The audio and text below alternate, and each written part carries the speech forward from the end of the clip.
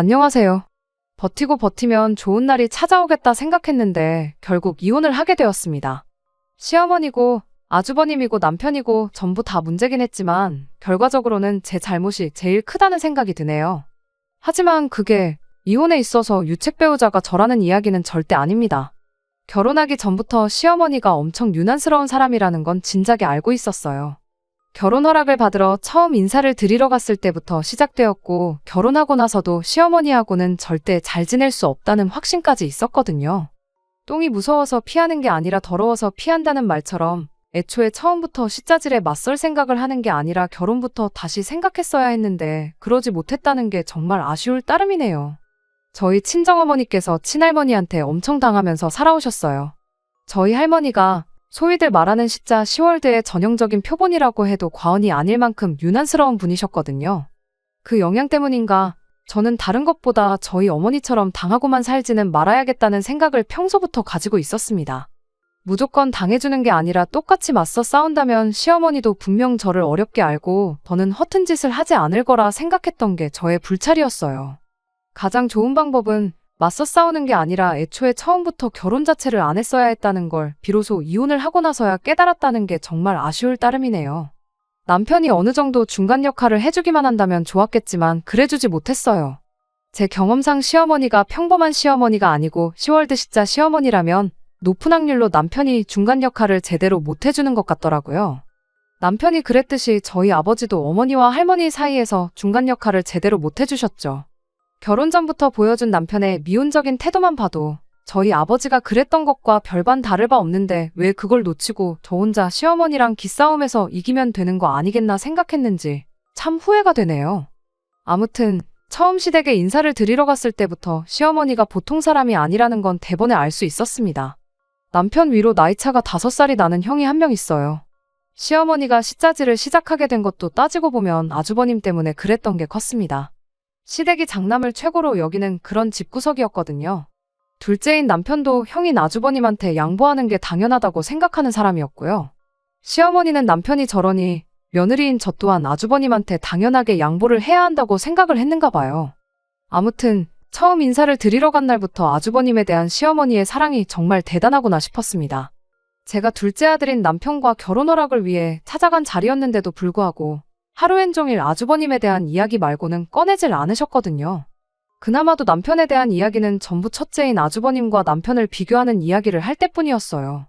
공부를 해도 운동을 해도 그 어떤 걸 해도 남편은 장남인 아주버님 하던 것에 발끝도 따라가지 못했다는 이야기만 계속해서 꺼냈습니다.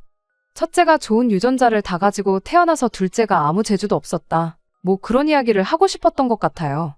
내가 지금 누구랑 결혼하겠다고 결혼 허락을 받으러 왔는지 싶을 정도로 듣고 있는 게 다 민망할 만큼 대화의 화제가 아주버님 이야기밖에 없었습니다. 심지어 상에 차려주셨던 음식 또한 아주버님 입맛을 고려해서 차려내신 거였지요. 남편이 좋아하는 음식은 하나도 없었습니다. 그날 자리에 아주버님은 같이 있을 필요도 없었는데 시어머니가 억지로 불러내서 자리 하나 차지해서 버티고 앉아 있었지요. 그 와중에도 어머님은 저희랑 이야기하는 건 뒷전이고 아주버님 밥 먹는데 팔이 안 닿을까봐 멀리 있는 반찬들 집어주면서 밥그릇 위에 올려주고 계셨죠. 이것도 먹어봐라, 저것도 먹어봐라. 거의 수발을 들고 있다고 해도 무방할 만큼 아주버님 챙기는데 여념이 없었습니다.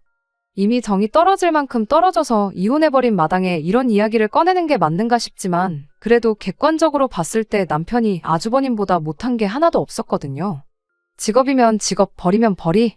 외모 또한 남편이 아주버님에 비해 떨어지는 게 하나도 없었어요.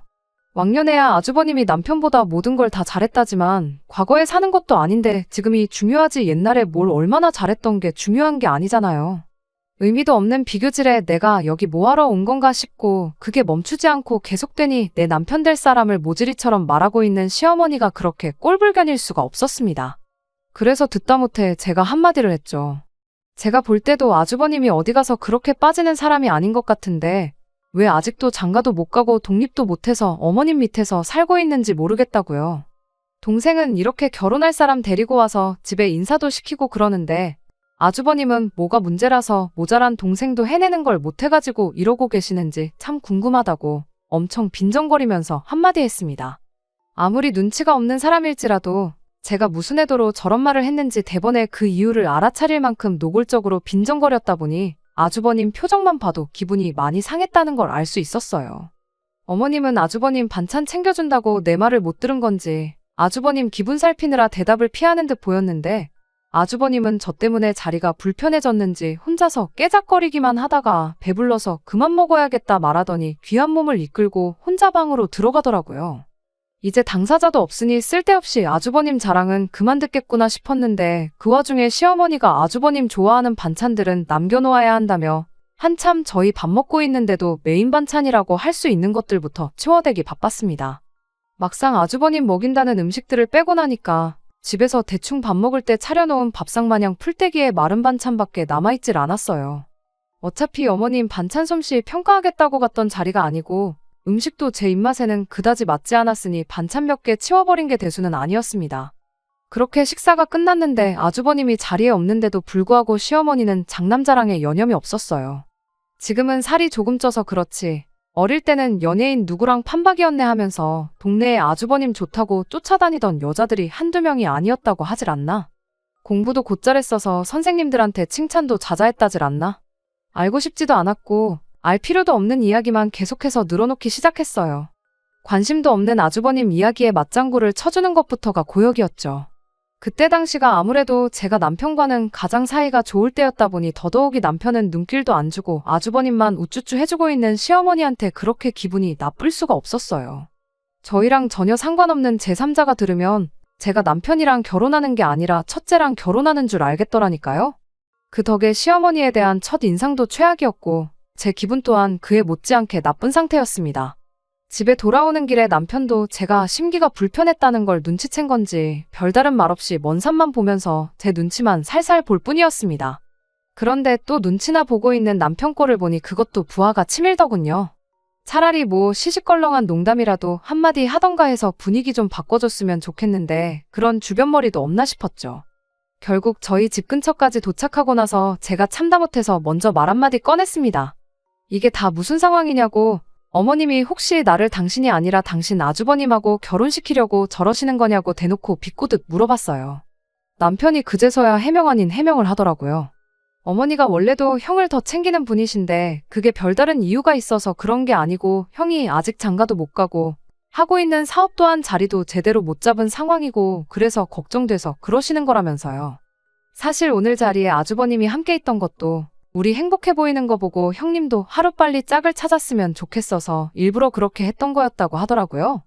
딱 보기엔 장남 편애하고 차별하는 것처럼 보일지라도 실상은 그런 분이 아니라면서 어머니를 감싸주는데 급급했습니다. 결혼하고 나서 몇 번 지내다 보면 자기 말이 틀린 게 아니라는 걸 알게 될 거라나요. 사실은 마음이 따뜻하신 분이라는 남편의 설명을 들었지만 안 좋은 생각이 도무지 떨쳐지지가 않았어요. 왜냐하면 친정어머니 시집살이로 한참 못 살게 구셨던 저희 할머니가 딱 장남을 최고로 여기는 그런 분이셨거든요. 저희 아버지도 집안에서 둘째 아들이셨는데 장남도 아닌 아버지가 할머니를 모시고 살게 된 데에는 할머니의 유별난 장남 사랑이 컸습니다. 장남이 불편해한다는 얼토당토하는 이유로 합가를 저희 집에 하셨던 거였어요. 그 과정에서 친정어머니랑 아버지께서 약간의 마찰이 있었어요. 집안 지원은 장남이 홀랑 받아갔는데 시어머니 모시는 것도 장남이 해야 되는 거 아니냐던 어머니와 그래도 어머니 뜻이 그런데 어떻게 싫다고 하느냐고 억지로 할머니를 모셔온 저희 아버지가 입장 차이가 있었다는 걸 할머니가 알게 되셨던 거죠. 그러면서 친정어머니를 향한 할머니의 혹독한 시집살이가 시작되었던 거고요. 그런데 지금 딱 꼴을 보아하니 암만 할머니 세대랑 시어머니 세대가 다르다고 한들 똑같은 일이 저한테 일어나지 않으리란 법이 없겠다 싶었습니다. 하지만 남편은 절대로 시어머니를 모시고 살 일은 없을 테니 걱정 말라고 확실하게 못을 박았어요.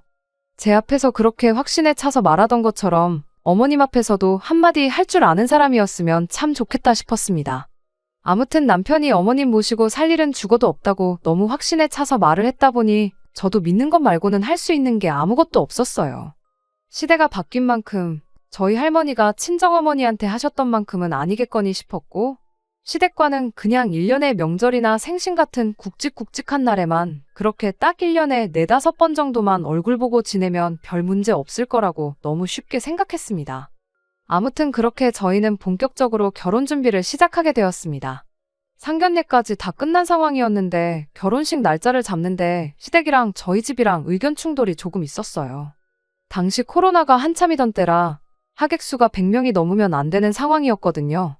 저희 집은 50명이든 100명이든 뭐가 문제냐고, 언제 끝날지도 모르는 상황이고 앞으로 몇 년이나 이렇게 살아야 할지도 모르는데 하루라도 빨리 식을 올리는 게 맞다는 의견이었고, 시댁에서는 그렇게 하면 결혼 비용 본전도 못 찾는다고, 못해도 양가 합쳐서 500명 정도 부를 수 있을 때까지 기다려야 한다는 의견이었습니다. 알고 보니 시댁에서 저희한테 2천 정도 지원해주겠다던 돈이 있었는데 축의금 들어올 걸 감안해서 주기로 했던 거였어요. 시댁이 아들 장가 가는데 돈 한 푼 못 보태줄 만큼 상황이 어려웠던 게 아니었는데 그 돈은 물어보나마나 언제 결혼할지도 모를 아주버님을 위해 쓸 수가 없는 돈이었고, 그나마 축의금 들어온 거라도 저희한테 줄 테니 감지덕지 하라는 소리였던 겁니다. 그래서 그냥 그 돈 안 받겠다 하고 결혼식 먼저 올리기로 했습니다. 막상 그렇게 식을 올리니 결혼식에 참석을 안 했어도 계좌이체로 들어온 축의금이 상당했어요. 저희 집에 제 지인들부터 시작해 부모님 지인들까지 들어온 게 합쳐서 3천이 넘었는데 시댁에도 비슷하게 들어왔었을 거라 생각됩니다. 애초에 하객 500명을 부를 수 있을 때까지 기다리자던 게 있으니 그 이상이 될 수도 있었겠지요. 남편이 다른 건 몰라도 자기 지인들이나 회사 동료들한테 들어온 축의금은 받아갈 수 있겠냐고 물어봤는데 대차게 거절당했어요. 아주버님 사업하는데 지원해줄 돈이니까 탐내지 말라면서 딱 잘라 거절했다대요. 저희가 안 받겠다고 했던 거니 딱히 할 말은 없었지만 그래도 자기 앞으로 들어온 축의금까지 전부 다 형한테 주겠다고 하는 시어머니한테 남편 또한 많이 실망한 듯 보였습니다. 결혼하고 처음 몇 달간은 정말 가야 할 일이 아닌 이상 시댁 근처에는 찾아가지도 않았어요. 제가 결혼 전에 생각했던 대로 시댁과 어느 정도 거리를 두고 지내니 남편과 저희 사이는 더할 나위 없이 좋았습니다. 그때까지만 해도 시댁 때문에 저희가 이혼을 하게 될 것이라고는 생각조차 하지 못했지요. 코로나가 끝날 기미를 보이지 않고 저희 회사에서 확진자가 속출하기 시작하면서 몇몇 부서가 재택근무를 하게 되었습니다. 거기에는 저도 포함이 되어 있었고요. 재택근무 해보신 분들은 아시겠지만 집이라고 해서 일이 더 편하고 그런 것만은 아니었어요. 집에서 일하는 만큼 출퇴근하는데 고생할 필요가 없어진 것 정도 말고는 일하는 건 똑같았으니까요. 그런데 시어머니는 제가 집에서 일하게 된 걸 가지고 제가 무슨 실직이라도 한 것처럼 받아들이셨나 보더라고요. 하루는 저한테 전화가 오더니 너 그렇게 집에만 있을 거면 차라리 나가서 우리 아들 일이나 도와주라는 말을 꺼내왔어요. 제가 재택근무를 하는 거지 회사에서 잘린 게 아니다. 집에서 노는 게 아니라 일을 하고 있는 거다. 아무리 설명을 해도 시어머니는 제 말을 들을 생각이 없어 보였습니다. 집에서 일하나 아주버님 업장에 가서 일하나 뭐가 다르냐고요. 거기 가면 책상도 있고 컴퓨터도 있고 다 있는데 못할 게 뭐가 있냐는데 어이가 없더라고요. 제가 해야 할 일이 있는데 아주버님 일을 어떻게 도와주겠냐. 그렇게 했다가 저 회사에서 잘리거든 어머님이 책임지실 거냐고 따졌더니 회사에서 너한테 사무실 나오지 말고 집에서 일하라고 한 게 이미 잘린 거나 마찬가지 아니냐입니다. 사무실 나와봐야 쓸모가 없으니 집에서 일하라고 한 거 아니겠냐고. 보아하니 조만간 잘릴 것 같은데 이참에 그냥 회사 그만두고 아주버님 일이나 도우라는 얼토당토 않는 소리를 하더라고요. 말도 안 되는 소리 계속 듣고 있기도 상대해주고 있기도 뭐해서 시어머니한테 한마디 했어요. 지금 저 아주버님 회사에 취직시켜주시는 거냐고. 그럼 지금 회사에서 받는 것보다 월급 더 잘 쳐주고 회사에서 해주는 만큼 복지를 약속해주면 당장 내일 회사에 사표 내고 아주버님 하는 일을 돕겠다고 했습니다. 그랬더니 월급은 무슨 월급이냐고. 가족 좋은 게 뭐냐. 가족끼리 서로 잘 되게 도와주는 거지. 시작도 하기 전에 돈부터 뜯어낼 생각을 하고 있냐면서 짜증을 내더라고요. 모르긴 몰라도 월급을 주기는커녕 그냥 땡전 한 푼 안 주고 부려먹을 심산이었다는 걸 대번에 알 수 있었어요. 어머님은 가족끼리 서로 잘 되는 걸 바래서 남편 앞으로 들어온 축의금까지 전부 아주버님한테 퍼주신 거냐고.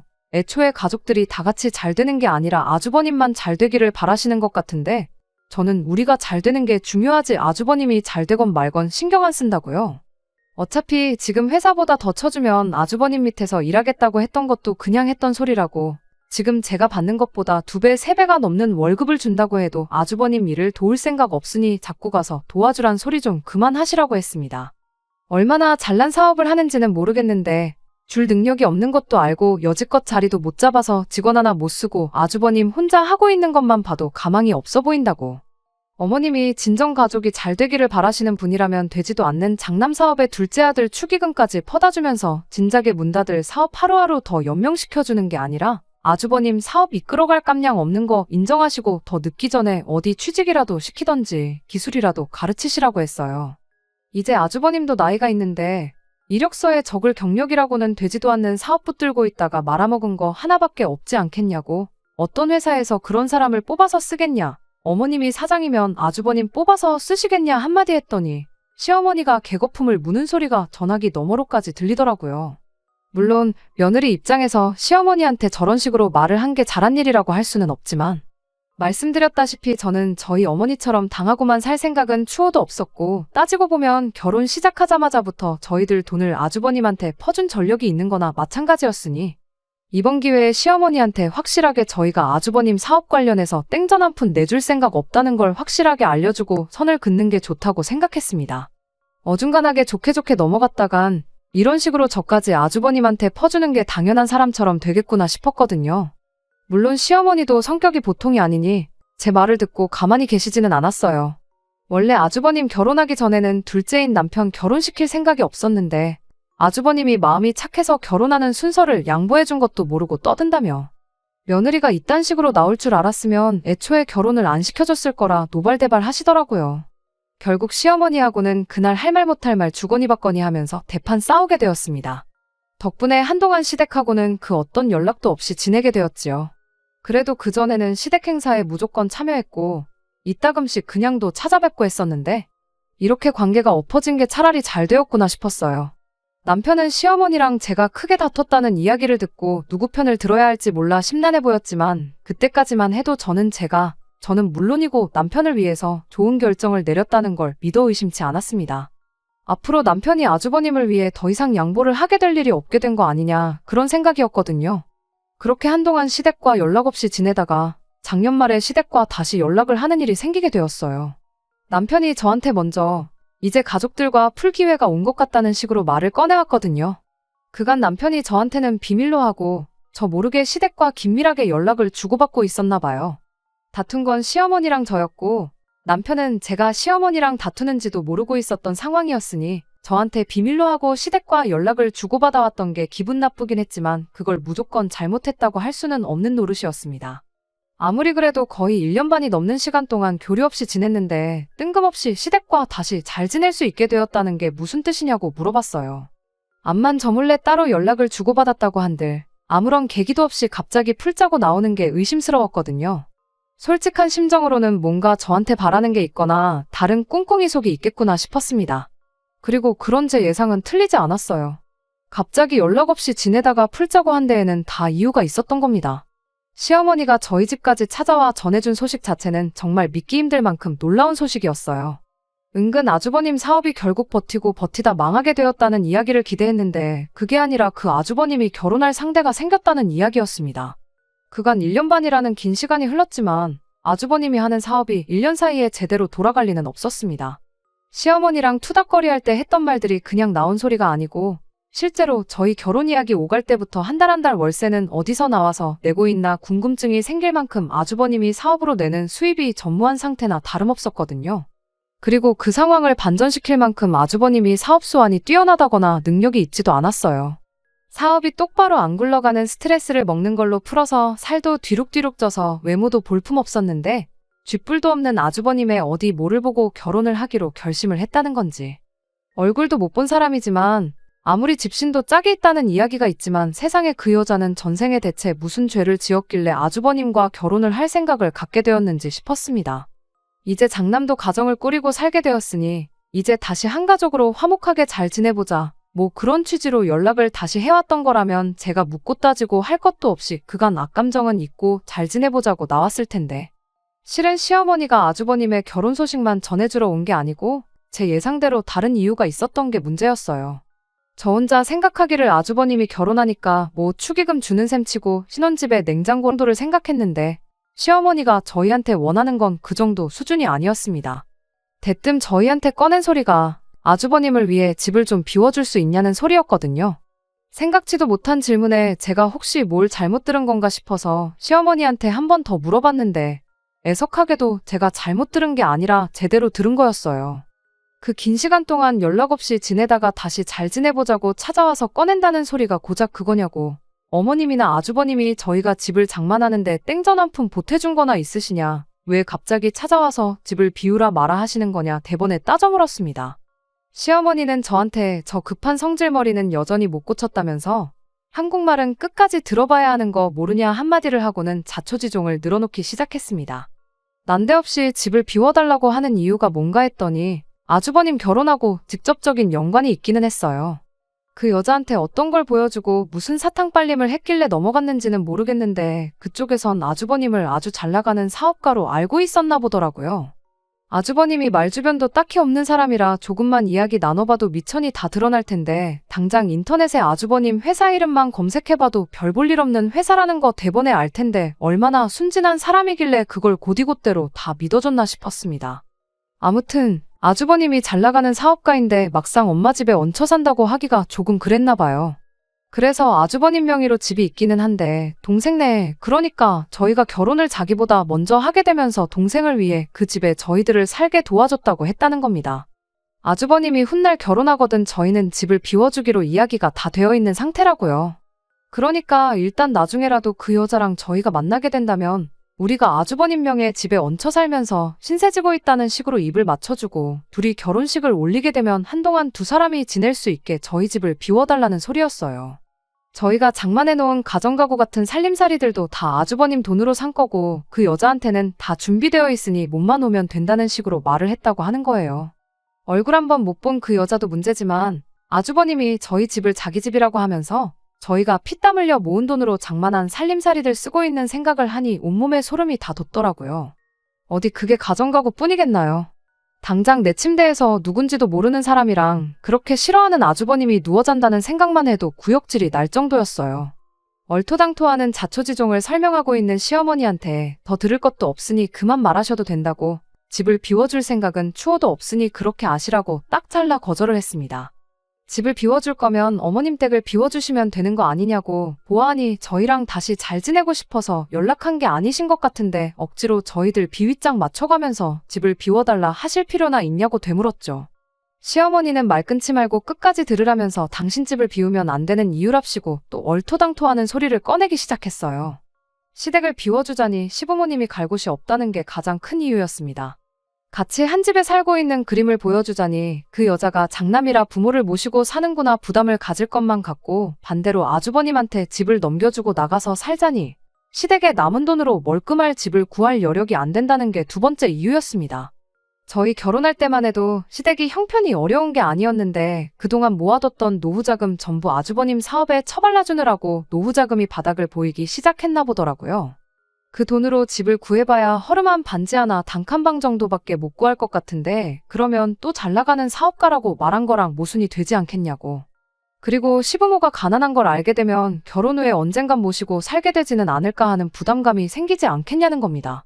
거기에 저희가 결혼한 지 몇 년이나 지난 것도 아니고 가정가구도 그나마 최신 가정가구들을 쓰고 있는데 억지로 시댁을 아주버님 집으로 꾸며준다고 한들 도배장판하고 가정가구 바꿔가며 새로 꾸미는 것보다 비용적인 측면에서 훨씬 경제적이지 않겠냐는 거예요.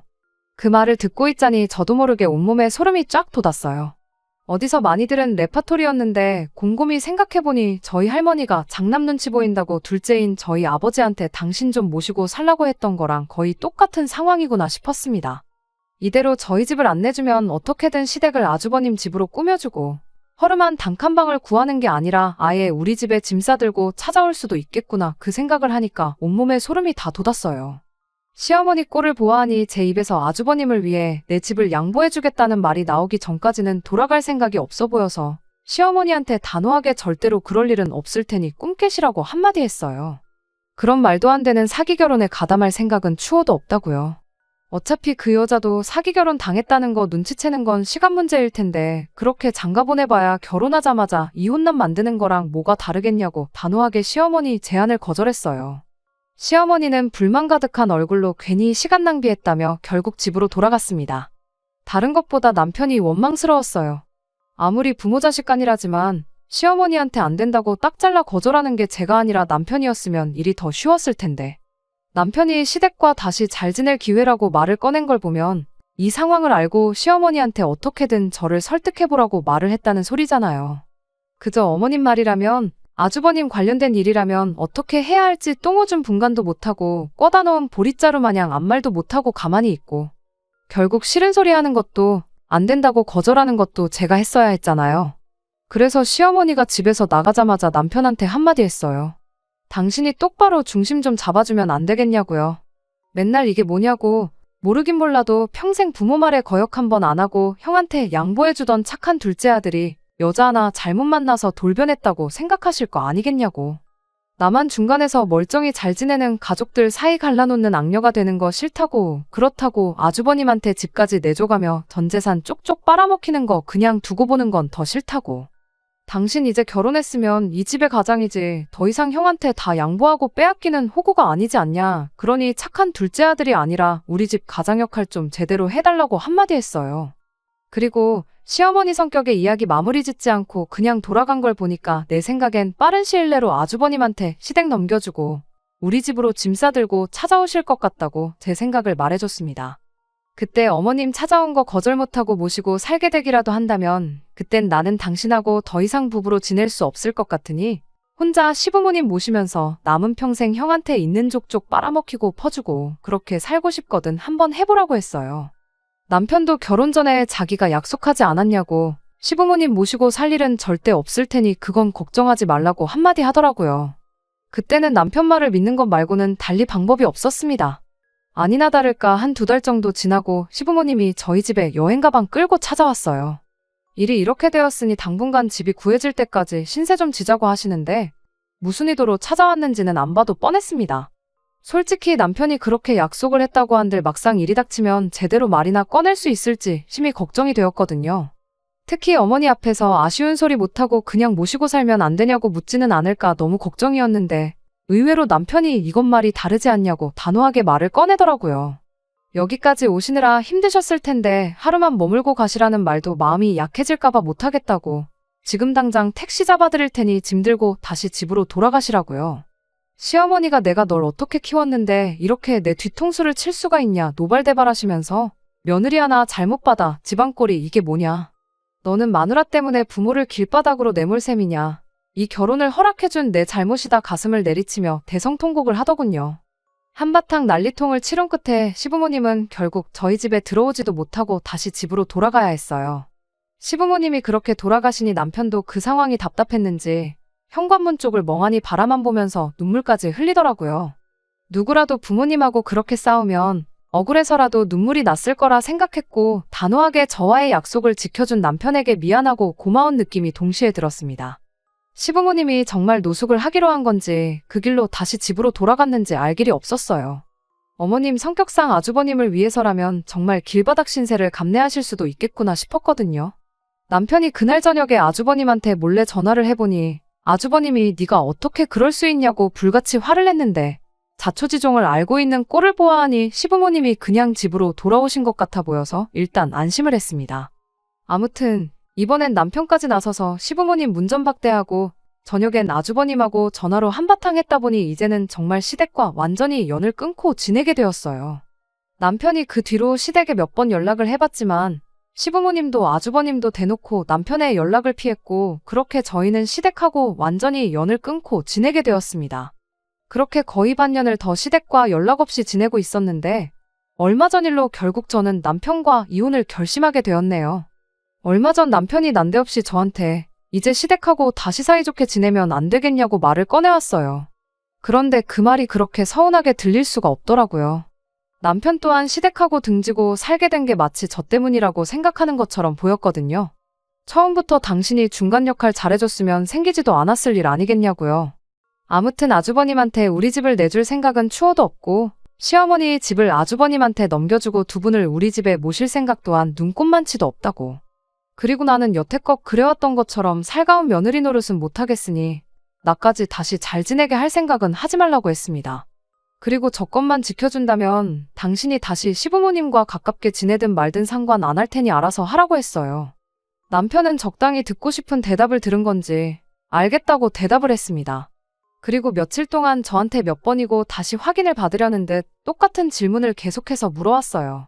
정말 우리 집 형님한테 양보 안 하고 어머니 아버지 모시고 살지만 않으면 되는 거냐고요. 저도 반쯤 포기한 상태라 남편이 왜 그런 식으로 재차 확인을 하는지에 대해서는 아무 의심을 하지 않고 그러라고 하지 않았느냐고 대답하고 말았거든요. 그런데 남편이 정말 생각지도 못한 깜짝 선물을 들고 왔네요. 일 끝나고 집에 왔더니 문 앞에 커다란 가방이 2개가 놓여 있었어요. 이 인간이 시어머니 모실 생각 없다고 했던 말을 귓등으로 들었나 싶어서 집에 들어갔더니 시부모님이 아니라 아주버님이 와 있더군요. 도무지 감이 잡히질 않아서 남편한테 이게 무슨 상황이냐 따졌더니 글쎄 한다는 말이 아주버님을 우리 집에 같이 살게 하기로 했다는 겁니다. 그러면서 이러면 시어머니 모시고 사는 것도 아니고 시어머니 집을 아주버님한테 물려주는 것도 아니니 아무런 문제가 없지 않냐면서 저보고 뱉은 말을 지키라더라고요. 무슨 상황인가 했더니 결국 미천이 다 드러나서 아주버님 결혼이 파토가 났답니다. 아주버님이 그 여자한테 얼마나 진심이었는지 그 뒤부터 매일같이 술을 달고 살았다네요. 나중에 가선 아주버님 사업에 묶여있는 돈까지 꺼내가면서 술을 마셨대요. 술을 마실 거면 그냥 집에서 막걸리나 한 병씩 마시면 되는 거지. 꼴에 그 여자 한번 잊어보겠다고 아가씨들 오는 술집을 쏘다니면서 빚까지 내가며 술을 마셨답니다. 결국 아주버님 사업은 망하게 되었고 자포자기한 아주버님이 시부모님 얼마 남지 않은 노후 자금까지 건드려가며 매일같이 술독에 빠져서 살았다네요. 그렇게 귀한 장남이었는데 시부모님도 저런 아주버님이 감당이 안 된 건지 급기야는 아주버님과 더 이상 같이 살 수가 없다고 나왔던 겁니다. 그 과정에서 남편이 저한테 시부모님과 다시 잘 지내자고 설득을 했던 거였고 거기서 제가 시부모님만 안 모시고 살면 문제없다고 한 소리를 가지고 아주버님이 우리 집에 들어와 살기로 하면 제가 아무 말도 안 하고 넘어갈 거라고 생각을 했던 겁니다. 여기까지 버티고 살았으니까 제가 무슨 일이 있어도 자기랑 이혼하지 않을 거라는 확신이라도 있었던 걸까요? 지금 나랑 말장난하자는 것도 아니고 이게 뭐 하는 짓이냐 따졌음에도 남편은 끝까지 가족을 위해서 호구로 살겠다는 그 고집을 꺾지 않았습니다. 이혼 이야기에도 눈 하나 꿈쩍 안 하고 버팅기길래 나까지 호구로 살 생각은 없으니 그렇게 남은 인생 평생 너한테 도움도 안 될 아주버님을 위해 살라마라고 그대로 짐 싸들고 저는 친정으로 향했고요. 현재는 숙려기간 중입니다. 다음 주면 이 지긋지긋한 결혼 생활의 종지부를 찍게 되네요. 남편이 스스로 호구의 삶을 살겠다고 자처한 상황이다 보니 소송까지 갈 필요는 없어서 이혼 절차 자체는 수월하게 넘어간 편이었어요. 위자료 얼마 받자고 소송까지 가는 것보다 시간 낭비 없이 깔끔하게 끝내는 게 더 낫겠다 싶어서 협의 이혼으로 진행했고요. 저희 어머니가 할머니한테 당하고 살았던 것처럼만 살지 않으면 된다고 생각했는데 저희 어머니 세대에서나 겪을 일을 설마 제가 겪겠거니 너무 쉽게 생각한 제 잘못이니 최대한 그 누구도 원망하지 않으려고 하고 있어요. 안녕하세요. 시어머니와 아주버님 일로 이혼하게 된 사연을 보냈던 쓰니입니다. 그냥 근황을 전해드리고자 이렇게 다시 여길 찾게 되었습니다. 숙려기간도 끝나고 이혼 신고도 다 끝난 상황이에요. 더 이상 그 집구석 사람들하고 마주칠 일이 없겠거니 싶었는데 얼마 전 남편을 만나고 왔습니다. 이혼 과정에 제 짐을 다 챙겨 나왔는데 남편하고 같이 쓰던 컴퓨터에 제 개인적인 자료들이 남아있다는 걸 깨달았거든요. 그거 그냥 두고 있기도 그렇고 이메일 같은 거 자동 로그인 걸어놓은 것도 있어서 억지로 다녀왔습니다. 그렇게 깔끔하게 유지하려고 노력한 집이었는데 아주버님 들어와서 남자들이 살기 시작하니 아주 개판이 나 있더라고요. 식탁 위에 바퀴벌레 돌아다니는 거 보고 깜짝 놀랐어요. 이혼하고 전보다 잘 지내면 어떡하나 걱정했는데 제 기우에 불과했네요. 아무튼 단 1분 1초도 있기 싫어서 최대한 빨리 볼일 끝내고 후다닥 집을 나왔는데 됐다는데도 기어이 남편이 배웅해주겠다고 따라 나오더라고요. 그러더니 옛날 이야기를 꺼내질 않나 좋았던 시절 이야기를 자꾸만 언급을 하더라고요. 한 귀로 듣고 한 귀로 흘려주고 있는데 아니나 다를까 아주버님 어머니 집으로 돌려보낼 테니 다시 잘해보면 어떻겠냐는 말을 꺼내왔어요. 집꼬라지 개판나고 매일같이 집에서 술만 처먹는 아주버님 감당도 안 되고 시부모님 노후 자금까지 털려서 부모님 노후까지 책임지게 생겼으니 아주 돌아버릴 지경인가 보더라고요. 남편한테 내가 미쳤냐고 평생 호구로 사는 거 네가 선택한 네 인생이니까 혼자 감당하라고 나를 거기에 끌어들일 생각은 꿈도 꾸지 말라고 한마디 해줬네요. 저도 이혼하고 나서 썩 잘 지내는 편은 아니지만 남편 인생은 그냥 바닥으로 곤두박질 쳤다고 봐도 무방할 지경이니 그냥 그걸 보고 좋은 결정 내렸구나. 후회 없는 결정이었다 위안 삼으려고 합니다. 끝까지 들어주셔서 감사합니다. 오늘의 사연은 여기까지입니다. 구독과 좋아요, 알람 설정 부탁드리고 더 좋은 사연으로 다시 찾아뵙겠습니다. 감사합니다.